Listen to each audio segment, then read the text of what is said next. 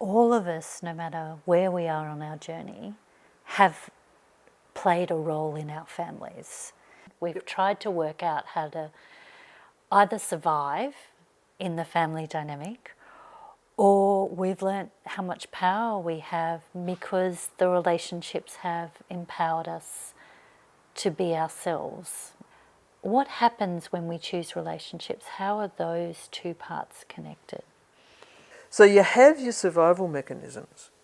Now, the thing about survival mechanisms is that you take on behaviour because it's needed.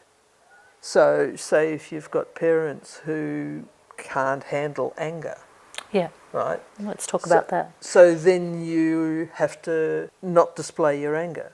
So you have to learn to suppress a part of yourself. And you do it because your parents need you to be the way they need you to be, and if they're going to look after you, you have to be what they need you to be. So parts of you kind of go underground. In order for me to pretend that I'm not angry most of the time, the angry parts of me have to be suppressed. The parts of me that I suppress, for whatever good reason, I have to disappear them from myself as well as from the world. Because it's like driving a car. If you're going to just drive a car, you can't be thinking about driving it all the time. So the mind has to do something that makes it automatic, that you will just not display anger. So how that works is that there's usually a feeling state, and when you feel that feeling state, it reminds you not to have, like, to silence the part that needs silencing. And when it's your feeling state that's reminding you, for instance, you just feel guilty if you start to say the things that would get you into trouble or that your parents can't handle. Right. So because you feel guilty, you avoid the behaviour that will bring the guilt feeling on, and then what needs to be suppressed is suppressed. If you've got to be nice, something in you kind of goes, you've got to make that person feel okay.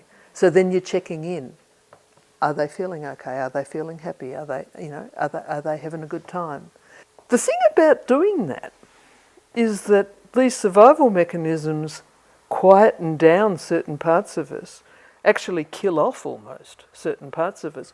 But on the other hand, you can learn skills by having to exercise, empathising with the other person, for example, that are quite useful in your life. Now, if your survival mechanisms serve what's going to be rewarded, then they get reinforced.